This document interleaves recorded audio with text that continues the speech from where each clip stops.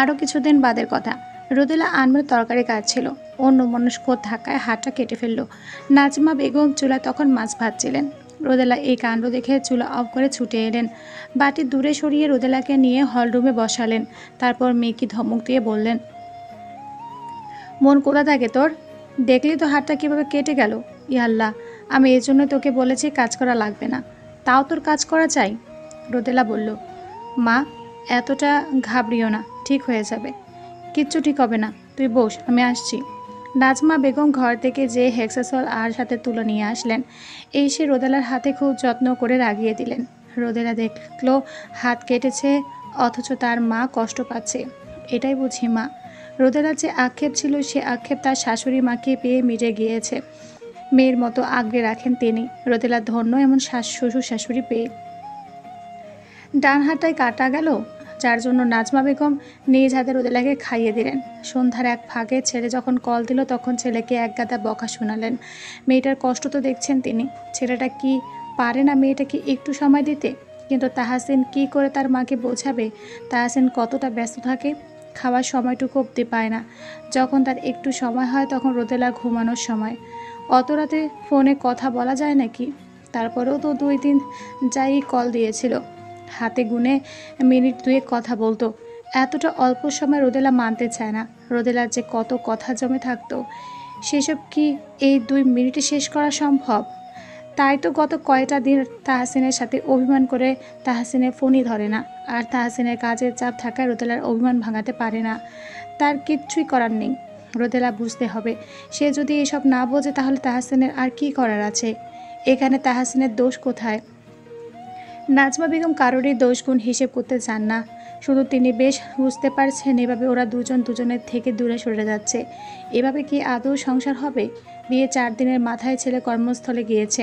এরপর 3 মাস পর যাই এসেছিল, 5 দিনের মাথায় আবার চলে গিয়েছে। এরপর থেকে ওদের ঠিক করে কথা হয় না। এই দিনে রোদেলা সারাক্ষণ মুখ বেজার করে থাকে, ঠোঁটে টেনে টুনে হাসি আনে। মেয়েটা যে ভালো নেই সেটা নাজমা বেগম বেশ ভালো বুঝতে পারেন। আর কত এইভাবে চলবে? দেখতে দেখতে তো মাস পেরিয়ে গেল। ছেলে যে দীর্ঘ সময় আগে বাড়ি ফিরতে পারবে না, তা সম্পর্কে তিনি অবগত আছেন। তাই বলে মেয়েটাকে তো দুঃখে রাখতে পারেন না। মান অভিমানের পাল্লা ছেলে আর ছেলের বইয়ের মাঝে বেড়েই চলেছে। এটা আর কমার নয়, ওনারই কিছু একটা করতে হবে। তিনি একটা সিদ্ধান্ত নিলেন। তাজউদ্দিন সাহেব বাসায় ফিরতে বললেন, শোনো, আমার মনে হয় বৌমাকে তাহসিনের কাছে পাঠিয়ে দেওয়া উচিত। বৌমা ওর কাছে থাকাই উচিত। নাইলে দিন দিন ওদের মাঝে যে দ্রুত তৈরি হচ্ছে, এর দ্রুত যেন আর মেটার নয়। তাজউদ্দিন সাহেব বললেন, কিন্তু তোমার ছেলে কি তা মেনে নিবে? তাকে তো আগে জানাতে হবে। না জানানো যাবে না। জানালেই নাকচ করবে। তুমি না জানিয়ে বৌমাকে নিয়ে দিয়ে আসবে। তারপর আমিও দেখব বৌমাকে তার কাছে না রেখে কোথায় যায়। এত বড় একটা কোয়ার্টারে সে তো একাই থাকে। বৌমা গেলে নিশ্চয়ই থাকার কষ্ট হবে না, তাই না? বরং ওদের মাঝে দূরত্ব কমবে। মেয়েটা সারাক্ষণ মন মরা হয়ে থাকে। ওকে এমন দেখলে যে আমার ভালো লাগে না। মেয়েটার বয়স কম, এই সময়টা তো স্বামীর কাছাকাছি ঘুরঘুর করার সময়। অথচ দেখো, বিয়ে 4 দিনের মাথাতেই স্বামী দূরে চলে গিয়েছে। এরপর কয়েক মাস পরে এসেছে, ফের 5 দিনের মাথায় চলে গিয়েছে। এইদিকে ওদের ঠিক মতো কথাও হয় না। এভাবে আর কদিন বলো? নেহাত মেয়েটা ভালো বলে কিচ্ছু বলছে না। অন্য কোনো মেয়ে হলে তোমার ছেলের এই কাণ্ড সহ্য করতো না। আমি বাবু কিছু জানি না। তুমি আগামীকালই মেয়েটাকে তাহসিনের কাছে রেখে আসবে। তা অবশ্য ঠিকও বলেছ। ঠিক আছে, তবে তুমি বৌমাকে আজ জানিয়ে দাও। গোছগাছেরও তো ব্যাপার আছে, তাই না? আমি এখনই যাচ্ছি। নাজমা বেগম রোদেলাকে যে জানায় সবটা। রোদেলাকে ব্যাগ গুছিয়ে রাখতে বললেন। ওর শ্বশুরের সাথে সকালে রওনা হবে। রোদেলা নাকচ করে, সে এখানেই থাকবে, তার শ্বশুর শাশুড়ির সাথে থাকবে, ওনাদের ছেড়ে দূরে যাবে না। কান্নাকাটি শুরু করে দেয়। নাজমা বেগম আর তাজউদ্দিন মাহমুদ অনেক বুঝিয়ে রোদেলাকে রাজি করায়। রোদেলার বাবাকেও জানিয়ে রাখে আগামীকালই রোদেলা চট্টগ্রামে চলে যাবে। রোদেলার বাবা জানান আগামীকাল সকালের দিকে এসে মেয়ের সাথে একবার দেখা করে যাবেন।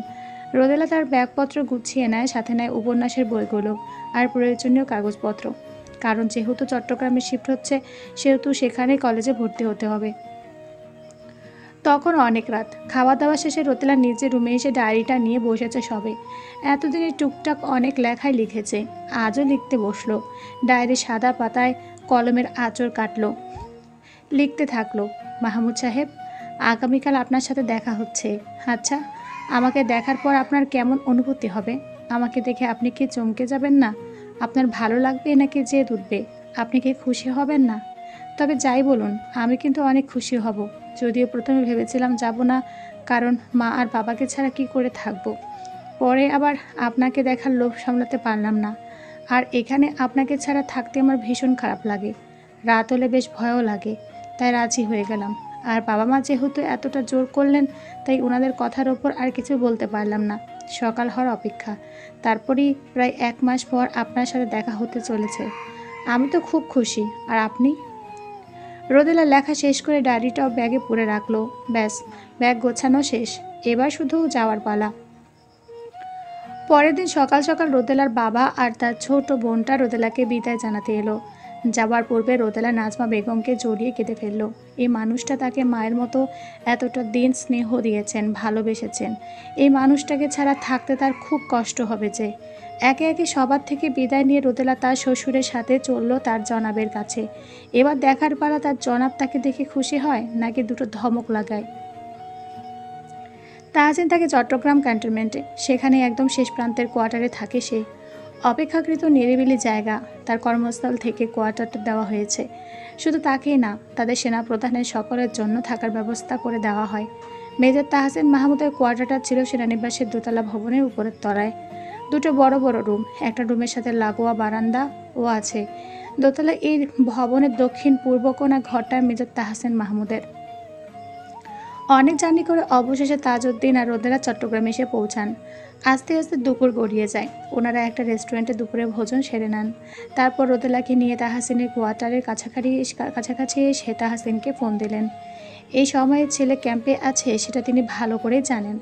তাই তো তিনি তাহসিনের কোয়ার্টারের কাছাকাছি এসে তাহসিনকে ফোন করেন। জানান তিনি এসেছেন, সে যেন দেখা করে। তাহসিন অল্প কিছুক্ষণের জন্য ক্যাম্প থেকে অনুমতি নিয়ে আসে। আর এসে যখন রোদেলাকেও দেখে, তখন সে যেন আকাশ থেকে পড়ে। হুট করে তার বাবা আর বউয়ের আগমন তার বোধগম্য হলো না। এদিকে প্রায় 1 মাস পর তাহসিনকে দেখে রোদেলা ভিতর ভিতর আনন্দে লাফিয়ে উঠল। তবে ভয় কিছুটা গুটিয়েও যায়। মনে পড়ে এতদিন কি করে তাহসিনকে সে ইগনোর করত। সুযোগ পেয়ে 2 দিন তাহসিনকে কথাও শুনিয়ে দিয়েছিল। এরপর তো অভিমান করে আর কথাই বলেনি। সেসব ভেবে যেন এখন লজ্জা লাগছে। তাহসিন একবার রোদেলার দিকে তাকিয়ে তারপর তার বাবার দিকে তাকিয়ে বলল, তোমরা হঠাৎ এলে যে? তাজউদ্দিন মাহমুদ গম্ভীর গলায় বললেন, বৌমাকে দিতে এসেছি। তাহসিন ভ্রু কুঁচকে বলল, মানে? মানে আর কি, বৌমা এখন থেকে তোমার সাথে থাকবে। ওকে এখানে কলেজে ভর্তি করিয়ে দিবে। কিসব বলছো বাবা? এটা আমার কর্মস্থল ভুলে গেলে? আর জানো না এখানে কতটা রিস্ক নিয়ে থাকতে হয়? এতটা রিস্ক নিয়ে ওকে এখানে রাখবো মানে? আমি তো ঠিক মতো বাসায়ও থাকি না।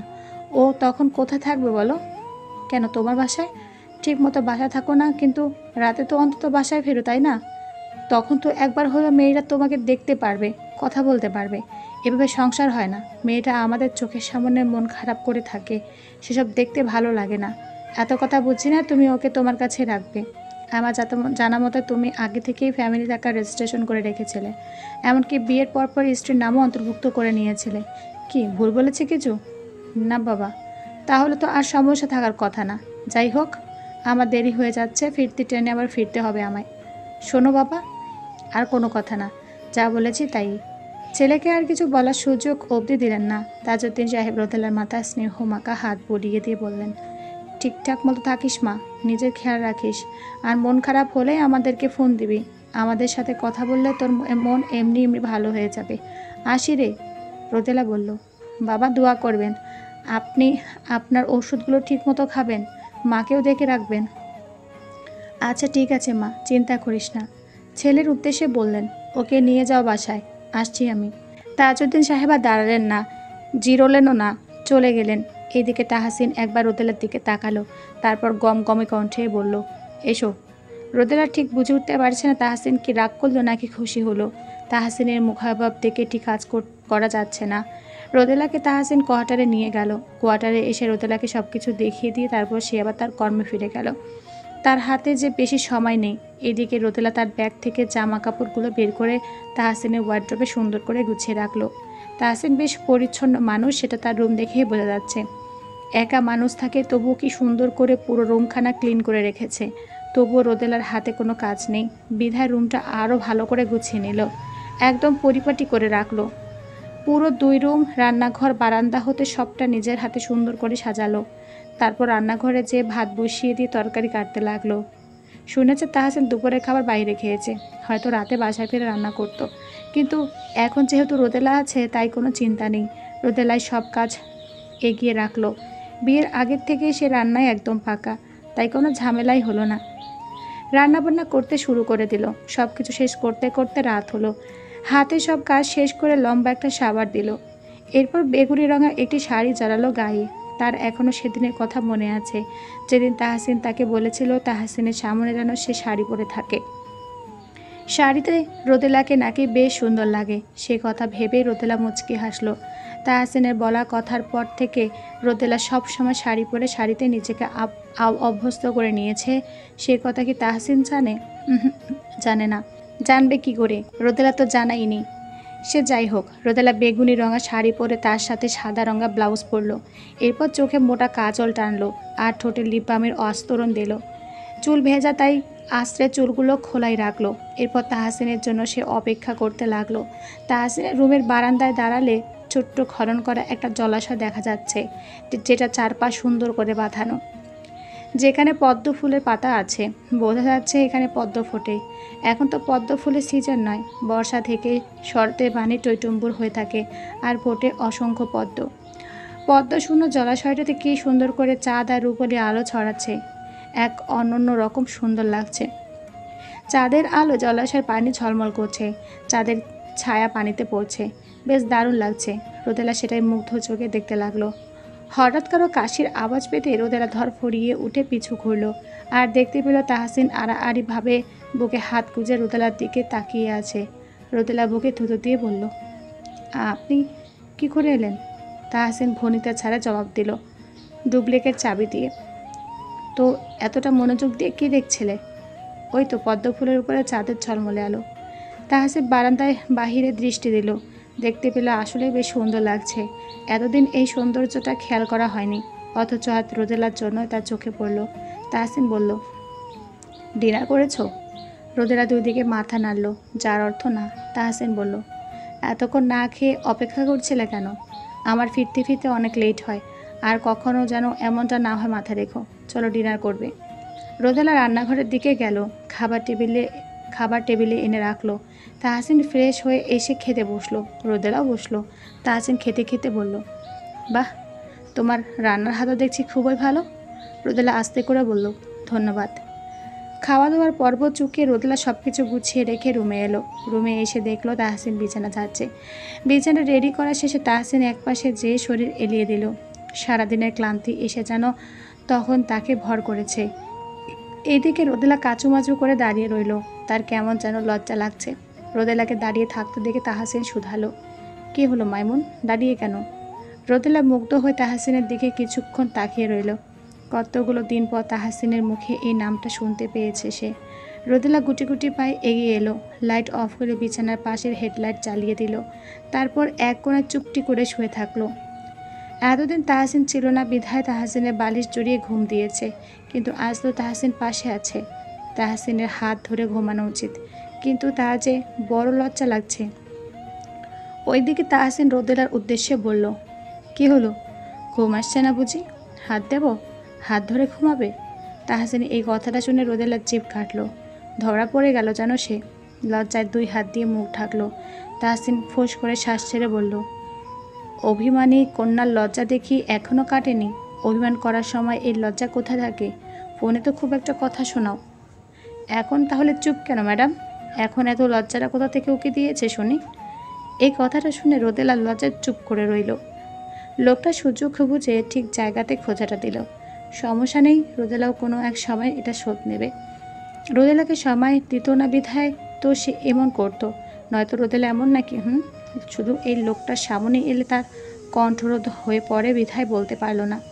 আপনিও তো কাছে থাকলে আমায় ছাড়া কিচ্ছু বোঝেন না, অথচ দূরে চলে এলে আমাকে ভুলেই যান, নিজের দোষের জন্য আমার কাছ থেকে কথা শুনেছেন। নিহাত রোদেলা ভদ্র মেয়ে বিধায় মুখের উপর জবাব দিল না। মাহমুদ সাহেব, নয়তো এমন জবাব দিত যেন আপনি নিজের লজ্জা পড়ে যেতেন। রোদেলা মনে মনে বকবক করতে করতে ঘুমিয়ে পড়ল। সারাদিন অনেক ধকল গিয়েছে, তাই আজ জলদি ঘুম তার চোখে হানা দিল। তবে হ্যাঁ, তাহসিনের হাত মুঠোতে পড়তে ভুলল না। রোদেলা তাহসিনের পাশে ফিরে চোখ বন্ধ করে তাহসিনের হাত মুঠোতে পড়ল, যাতে তাহসিনের চোখে চোখ পড়ে ফের লজ্জা পেতে না হয়। রোদেলার কাণ্ড থেকে তাহসিন ঠোঁট চেপে হাসলো, শান্তিময় একটা শ্বাস টেনে নিচেও ঘুমানোর চেষ্টা করলো। পরের দিন সকালবেলা তাহসিন আর রোদেলা ঘুম থেকে ওঠে, দুজনে একসাথে নামাজ আদায় করে নেয়। এরপর তাহসিন যায় মর্নিং ওয়াকে আর রোদেলা রান্নাঘরে সকালের নাস্তা বানাতে। তাহসিন ফিরে এসে নাস্তা করবে। রোদেলা নাস্তা বানানো শেষ হতে তাহসিন ফিরে আসে। তাহসিন রেডি হয়ে টেবিলে আসে। রোদেলা তাহসিনকে নাস্তা প্লেটে দিয়ে পাশে দাঁড়িয়ে থাকে। তাহসিন রোদেলার দিকে তাকিয়ে বলল, কী হলো, দাঁড়িয়ে কেন? ব্রেকফাস্ট করতে বসো। রোদেলা মৃদু কণ্ঠে বলল, আপনি খান না, আমি পরে খাবো। হুম, তুমি এখন এই মুহূর্তে আমার সাথে ব্রেকফাস্ট করবে, আদেশ করছি। তাহসিনের কড়া কণ্ঠের সাথে রোদেলা আর পারল না, তাহসিনের সাথে নাস্তা সেরে নিল। এরপর তাহসিন তার কর্মস্থলে বেরিয়ে গেল আর রোদেলা দুপুরে রান্নাবান্না করতে লাগলো। রোদেলা বিকেলের দিকে ঘুমালো। এক ঘুমে তার বিকেল কেটে সন্ধ্যাও কেটে গেল। ঘুম থেকে উঠে দেখলো তখন রাত 9টা বাজে। এতটা সময় সে ঘুমিয়েছে ভাবতেই অবাক লাগছে। উঠে হাত মুখ ধুয়ে নিল। এরপর একটু হালকা নাস্তা করে উপন্যাসের বই নিয়ে বসলো। এই তো আর এই কয়টা দিনই তো হাতে সময় আছে। এরপর যখন কলেজে ভর্তি হবে তখন একাডেমিক বইয়ের বাইরে অল্প স্বল্প এই উপন্যাসের বই পড়তে পারবে, কারণ তাহসিন সাপ জানিয়ে দিয়েছে একাডেমিক পড়া ফাঁকি দিয়ে মোটে উপন্যাসের বই সে পড়তে দেবে না। আগামীকালই তাহসিন রোদেলাকে কলেজে ভর্তি করাতে নিয়ে যাবে। কলেজে ভর্তি হলে একদিকে ভালোই হবে, কারণ ক্লাস পড়াশোনা সব নিয়ে রোদেলার সময় সুন্দরভাবে কেটে যাবে। নয়তো বাসায় একা একা তার সময় কাটতে চায় না। পরের দিন রোদেলাকে নিয়ে কলেজে গেল। চট্টগ্রামের নামকরা কলেজে ভর্তি করিয়ে দিল। এরপর তাহসিন রোদেলাকে ক্যান্টনমেন্টের পুরো এরিয়াটা ঘুরিয়ে দেখালো এবং ক্যাম্পে নিয়ে কত শত গল্প বলল। আর্মি সম্পর্কে রোদেলা ততটা অভিজ্ঞ ছিল না, তাহসিনের কাছ থেকে অনেক কিছুই জানলো। কলেজে রোদেলা প্রথম দিন। ভর্তির দিনে তাহসিন রোদেলাকে কলেজে আসা যাওয়ার পথ চিনিয়ে দিয়েছে। সেনানিবাস থেকে অতটা দূরে নয়, রোদেলা একা একাই যাতায়াত করতে পারবে। তবে সে ভেবেছিল আজ প্রথম দিন তাহসিনের সাথে কলেজে আসবে, কিন্তু সেটা আর হয়ে উঠল না। যখন তখন তো ছুটি নেওয়া সম্ভব না, তাই না? রোদেলার পরনে কলেজ ইউনিফর্ম, গলায় আইডি কার্ড ঝোলানো, চুলে লম্বা একটা বেনি বাঁধা, কাঁধে ব্যাগ নিয়ে কলেজে ছুটল। নিজের শ্রেণীকক্ষে যে চুপচাপ বসে রইল। কলেজে আজ তার প্রথম দিন। খুবই আনন্দের সাথে ভয়ও লাগছে। নতুন জায়গা, নতুন পরিবেশ, সকলে তো অপরিচিত। রোদেলা কি পারবে এই পরিবেশের সাথে মানিয়ে নিতে? আগের স্কুলে তো রোদেলার কত বান্ধবী ছিল, তাদের জন্য স্কুল কামাই দিত না। তবে এখানে কি তার নতুন বান্ধবী জুটবে?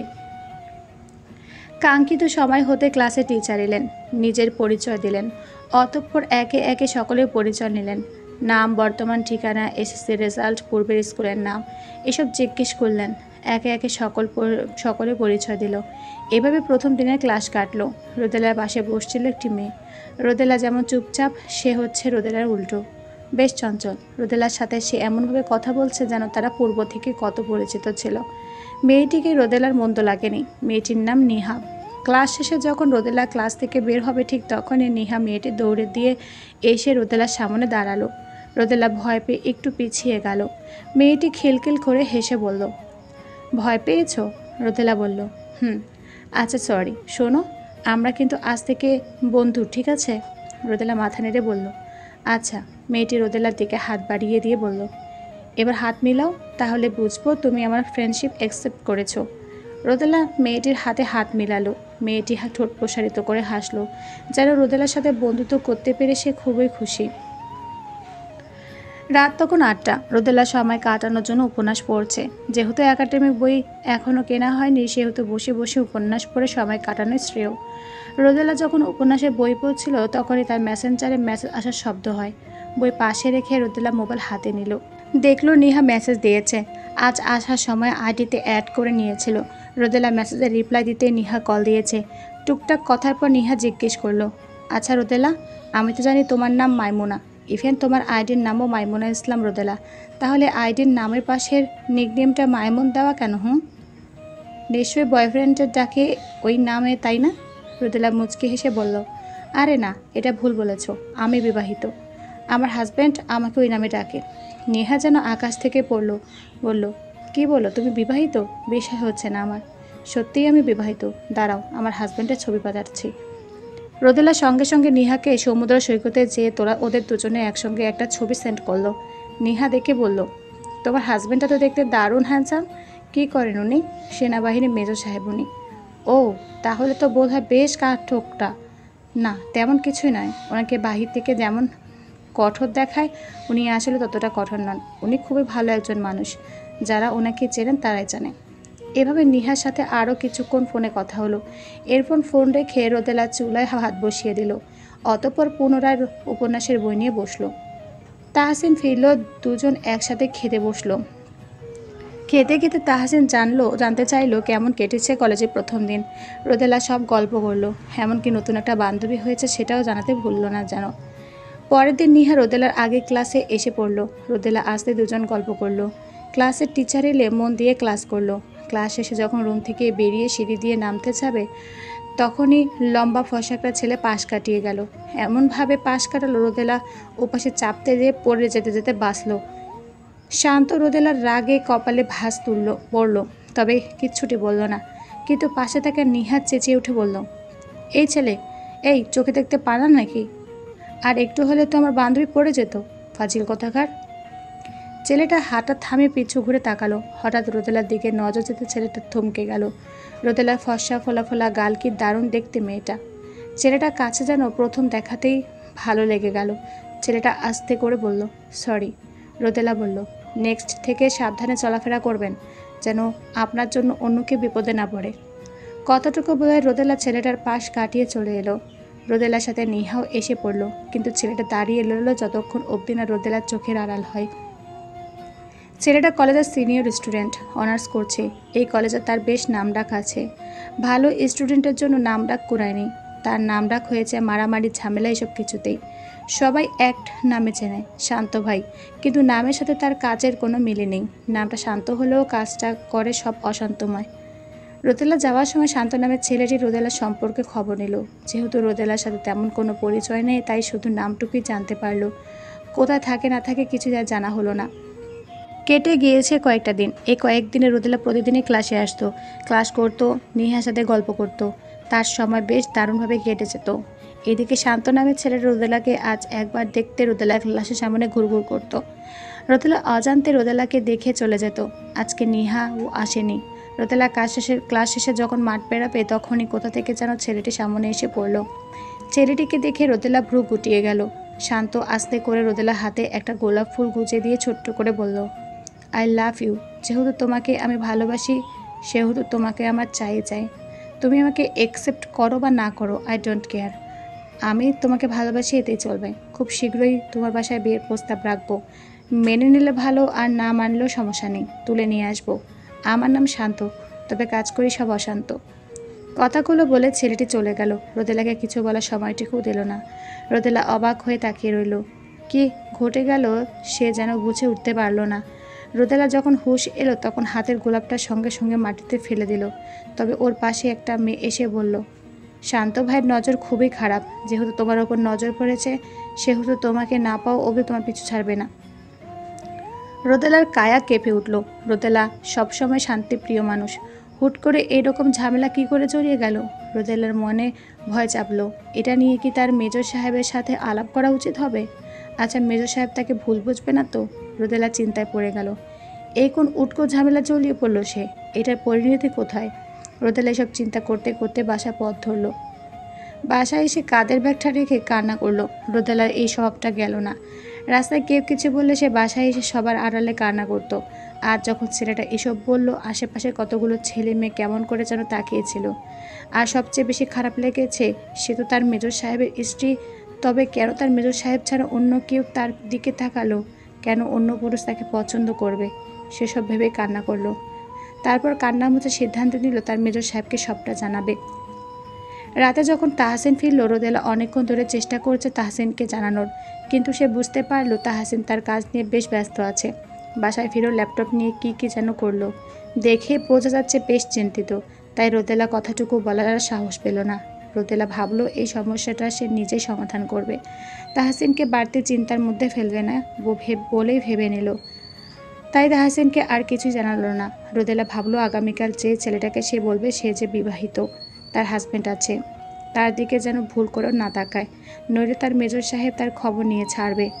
তার মাইমুনকে ডিস্টার্ব করা মোটেও মেজর সাহেব বরদাস্ত করবে না।